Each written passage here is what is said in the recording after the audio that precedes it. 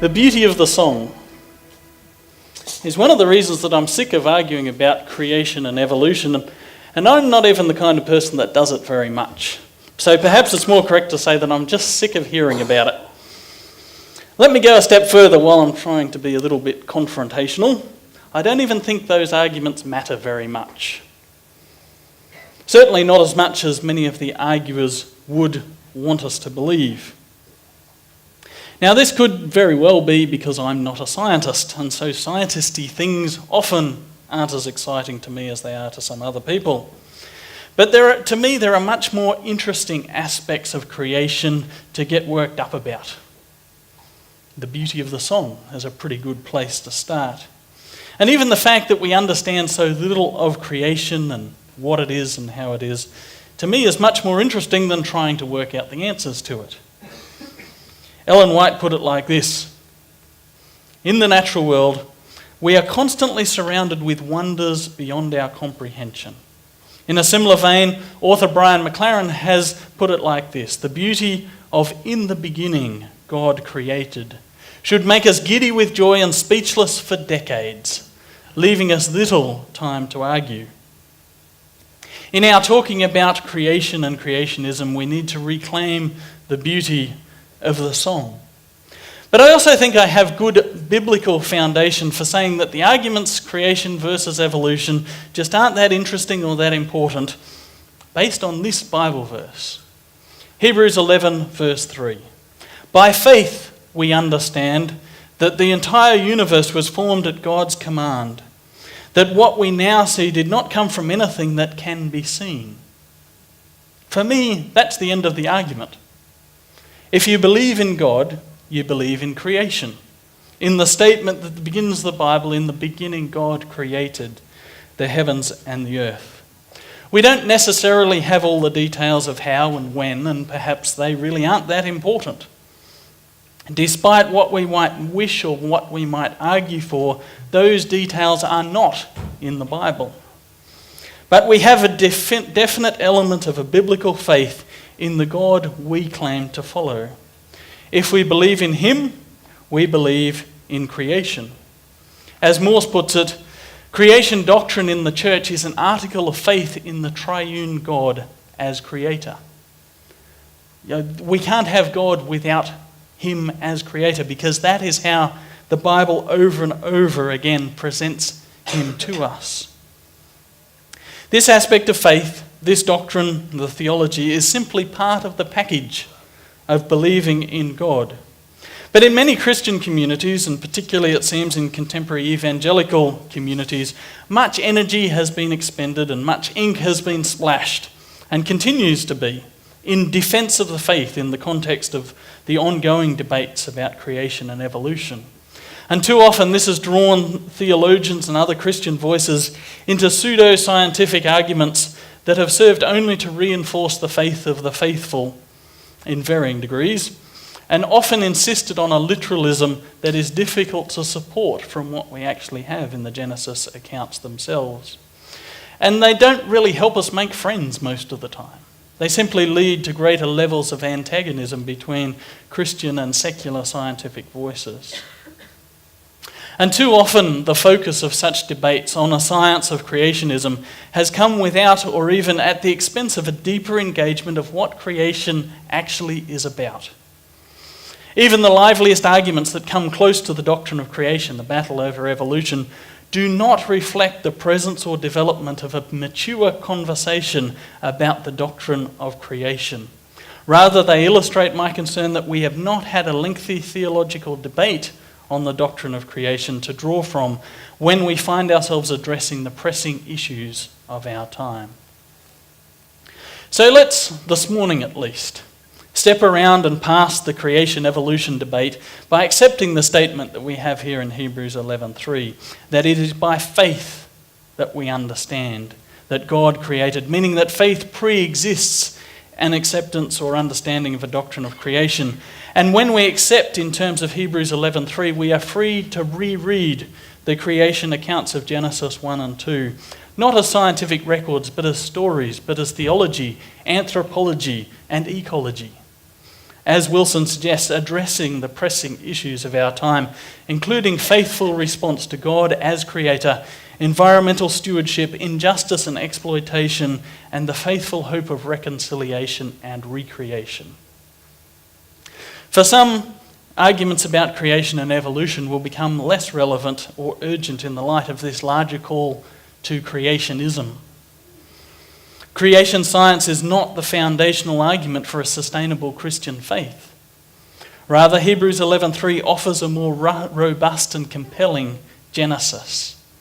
Perhaps for others, the significant implications of creationism will call forth renewed and more determined defense of creation to counter the arguments and assumptions from others. But this should come with an increased depth and perhaps a more careful nuance and deeper compassion.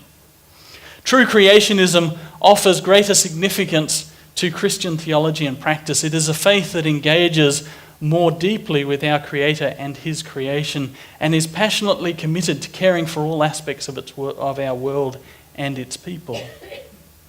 And it should not surprise us in this context that when we approach creation and creationism in this way, we will find the four foundational relationships that we talked about last time I was here. The idea of that we are created and that we are built in a relationship with God, a relationship with ourselves, a relationship with others, and particularly in this instance, a relationship with the rest of creation, all framed within the original intention with which they were created. Among the Bible's repeated calls to worship and honour God, our relationship with God, God's creatorship is often among his attributes that call for such a response. Particularly in the Psalms and the Hebrew wisdom literature, the wonder and the bounty and the goodness of creation are offered as catalysts for praising God, as we've seen examples of this morning. Drawing on such passages, Christopher Wright argues that part of the meaning of the goodness of creation in the Bible is that it witnesses to the God who made it, reflecting something of his character. And those who would worship God ought to express this, among other ways, by caring for creation. And in reverse, those who would destroy and exploit creation dishonour the Creator in doing so. If it is a reflection, if it is a revelation of who God is, when we damage it, we damage God's revealed presence in the world. But the power and the mysteries exhibited in creation also emphasise the otherness of God. If we take, for example, Job 38-41, God replies to the urgent and earnest questions of Job and his friends, not by explaining the suffering that Job has experienced, but by a series of rhetorical questions about the created world, prompting Job's repentance and worship. Recognising God's creatorship, in turn, recognises the complete otherness of his being and the complete gift and dependence of our being. Creation involves no simple transfer because there's nothing prior to God's giving to receive such a transfer. No one exists prior to God's giving to take the gift in hand. And we as a whole are the gift, rather than being the gift's already existing recipients. Our primary gift from God is ourselves, our own being. And this is one of those deep insights that I recently discovered when rereading the Chronicles of Narnia, that we have already heard from this morning, a little bit of that story. But inaugurating the new land of Narnia, Aslan makes this profound announcement. Creatures, I give you yourselves.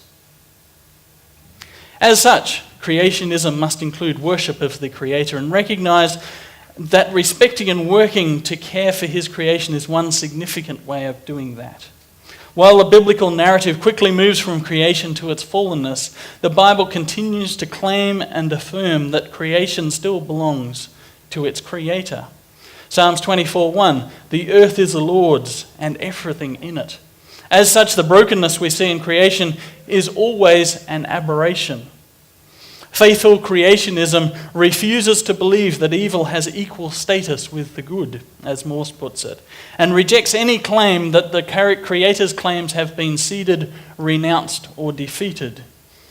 In acknowledging and worshipping God as Creator, we affirm and proclaim the continuing ownership and interest of God in His creation. Which of course brings us back to Jesus. In John's Gospel, Christ's incarnation is announced in terms of His creatorship, and perhaps even as an extension of His past acts of creation. In John 1 verse 10, He came into the very world He created, but the world didn't recognize Him. God's assumption of humanity affirms the goodness of this creation, exposes its dramatic brokenness, and offers restoration and reconciliation to the fullness of creation and the Creator that was God's original intent. As Tanner argues, because the human has become God's own by way of the word's assumption of it, the triune God achieves God's ends, the fullest possible communication of goods to the creature. By appropriating human powers for that end, God saves in and through the living of a human life. As such, salvation and creation are about what it means to be human. The first story explains it like this. So God created human beings in His own image. In the image of God, He created them. Male and female, He created them. Our first instinct is to see the image of God as reflecting the significance of human beings. Instead, we should begin by seeing this as about the intimacy with which God created. God spoke, God breathed, God sang, God formed the works of His fingers, as Psalms 8:3 puts it. Or as we read earlier, the Lord merely spoke and the heavens were created. He breathed the word and all the stars were born. God is deeply and personally engaged in both the act of creation and its continuing form and function. In this sense, all of creation bears the image, perhaps the hallmark of God. As creator, He made it. It's got something of Himself in it. In contrast with some Christian traditions, the reality and the physicality of both creation and incarnation affirm the goodness of the physical materiality of the world and the holistic nature of what it means to be human beings. And this is not merely about a health message. A holistic understanding of our identity means that we must serve all creation and all of creation, all people and all aspects of people and their lives. Of course, human beings do have a special place in this creation, and more attention is given to the creation of human beings in Genesis 1 and 2 than to the rest of the story put together. The first definition of what it means to be human includes being created in the image of God and situated in relationship with creation, but also in relation to our fellow human beings, our fellow creatures, and all of creation. Those four foundational relationships. Unsurprisingly, this emphasis we find in the Bible describing our relationships and responsibilities to others in terms of our common creaturehood. Proverbs 14:31 is a dramatic statement. Those who oppress the poor insult their maker, but helping the poor honours Him. It's about creation. Christopher Wright argues that there is a strong creational base for the Bible's social ethics. Commenting on the explicit statements of Proverbs 14:31, among others, he points out that the poor should be treated with the dignity that reflects the fact that they too are created by the same God. Indeed, what we do to or for them, we do to or for God, in a remarkable anticipation of the teaching of Jesus. And of course, there he's referring to the parable of the sheep and the goats. Inasmuch as you have done it unto the least of these, you have done it unto me, said Jesus. Both these passages express the link in positive and negative senses. In oppressing and exploiting those who are weak and vulnerable, or in just simply not caring about them, we actively deny our mutual creator and thus deny substantive belief in creationism. As the Rabbi Abraham Joshua Herschel put it, all forms of prejudice are a form of atheism. On the other hand, helping the poor honours, even worships the Creator, and as such is a marker of true creationism. These are only two among repeated Bible references that link creationism and concern for the oppressed and the vulnerable. Another example, Psalm 146, verses 5 to 7. But joyful are those who have the God of Israel as their helper, whose hope is in the Lord their God. He made heaven and earth, the sea and everything in them. He keeps every promise forever. He gives justice to the oppressed and food to the hungry. Note how all those things just string together. The faithfulness of God, the creatorship of God, the concern for justice and concern for the poor. As such, creationism is a foundational principle of Christian justice doing. Exploiting one created in God's image as a mere means to an end is the penultimate sin against God's law, following only the sin of failing to acknowledge and worship God alone as God. And of course, these two sins are interrelated. If we refuse to respect the life of one created in God's image, we will not reverence the one in whose image she is created. In short, working for justice, care for the poor and alleviation of the oppressed is a key way by which we engage and respond faithfully to the doctrine of creation. But we also have vital relationship with all of creation, with creation itself, with the world around us. The obvious but too often unfulfilled expectation of creationism and the ordained human role within creation is that our first task is to care for God's good world, God's creation. The scriptural view is that the whole creation belongs to God, and our role within creation is limited but also ennobled to that of steward or servant seems to make little practical difference in the way many people order their lives. Sadly, for our faithful witness and for the good of creation, this faithful human call has often been distorted or disregarded or even flouted. And there's been some pretty bad theology that has justified the doing of this in the history of Christianity. Even in the text itself, there is a remarkable rationale for the creation of human beings. And this is something I just noticed last weekend. God said, let's make human beings in our image to be like us. They will reign over the fish in the sea, the birds in the sky, the livestock, all the wild animals, and the small animals that scurry along the ground. A place of stewardship and care. So, for this reason, for this purpose, God created human beings in his own image.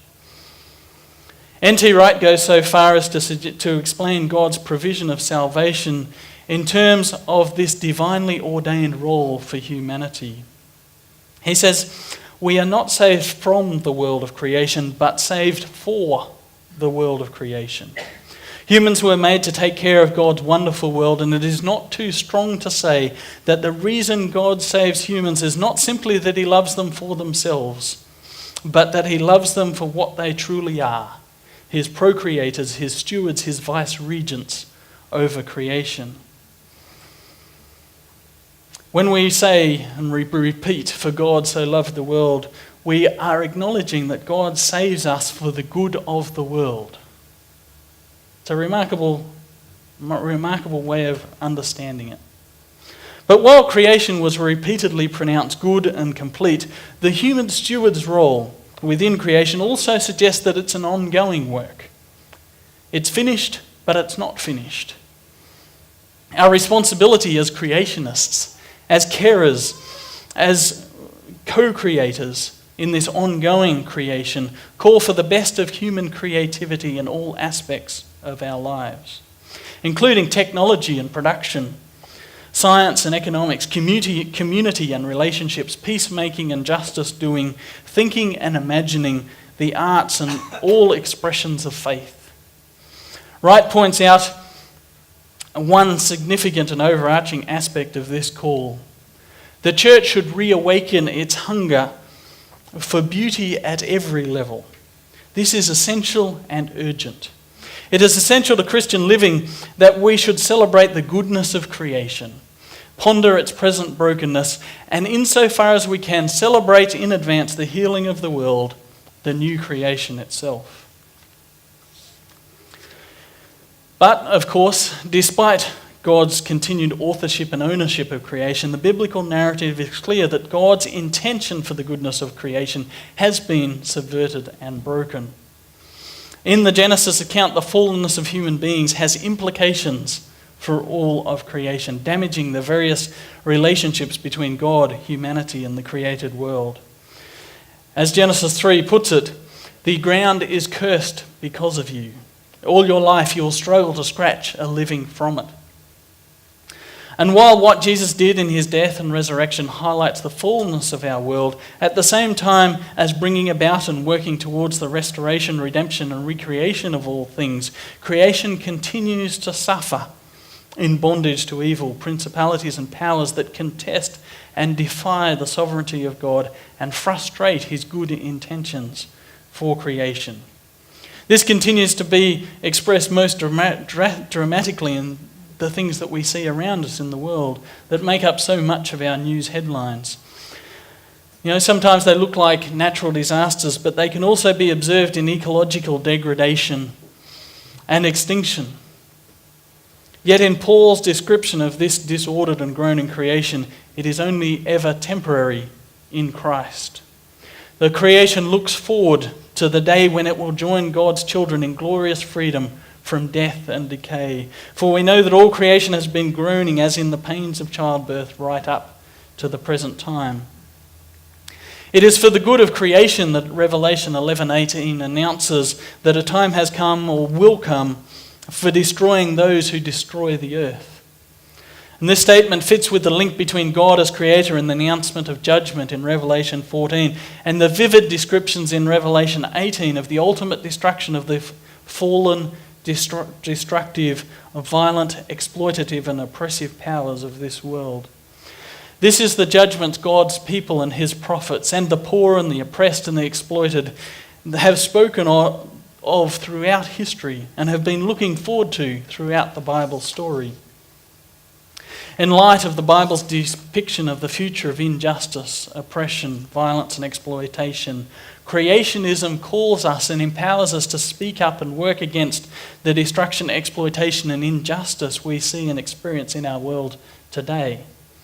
Whatever form they might take, environmental evil, exploitation and degradation matter, and they and those who perpetuate and profit from them will be defeated and destroyed, according to the Bible.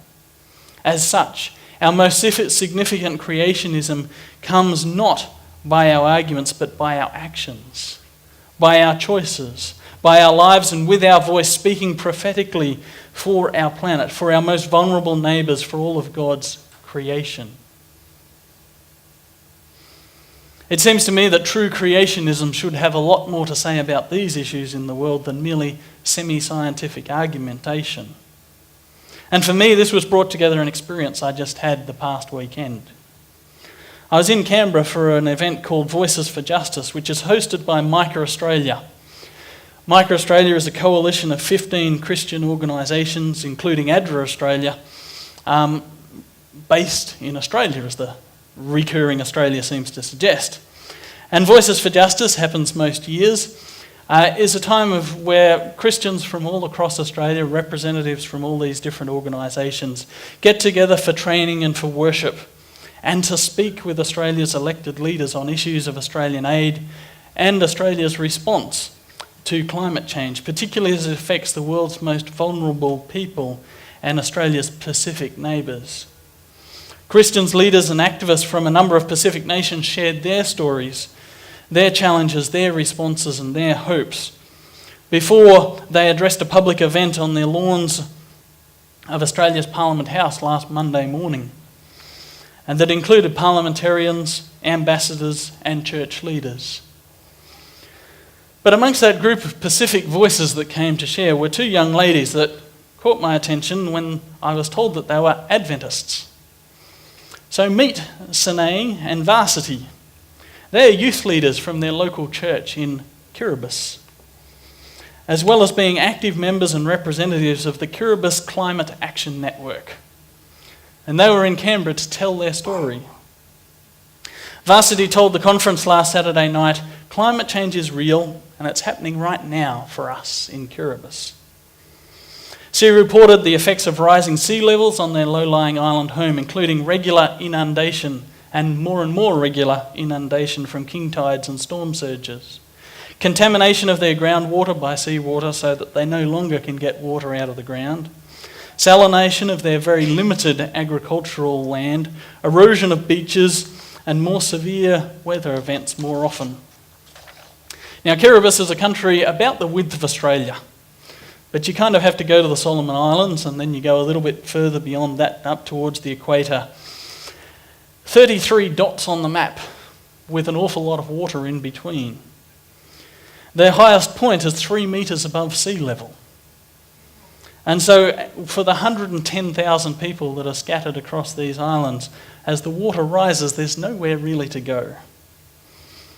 As Varsity explained it, we are at risk of losing our home. We are fighting for our land, which is so important for our culture, our traditions, and our people. Sine, when I sat down and had the chance to talk with her, said, by telling our stories, we hope people will feel something of our experience. Political leaders are key people in making decisions that can help our people, and we are asking world leaders to honour their commitment to limit climate change to 1.5 degrees because that's really important to countries like Kiribati. But they also insisted, and they showed photos of some of the activities that they are involved with, that they are not victims, but that at the moment they are fighting. And when they get together, they're a bunch of youth from their church for a monthly youth group activity.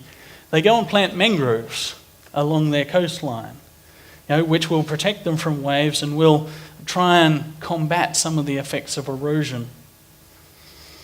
It's an unusual youth group kind of activity, but when that's the reality that you're living with, there's a bit more motivation to be involved in it. Sine made a comment like this when I actually asked her the question, what would you like your fellow Adventists around the world to know about your story and your situation? And she said this, as a church, as Adventists, we need each other. As Christians, we have hope. We are looking forward to Jesus' second coming, but we also need to do our part in caring for each other. If we are creationists, we have something to say about this pressing issue of our time. If we are creationists, this matters. These people matter, their stories matter, their islands matter, their vulnerability matters, their voice matters. And too often sermons can leave you hanging. So I want to return to a grand old tradition.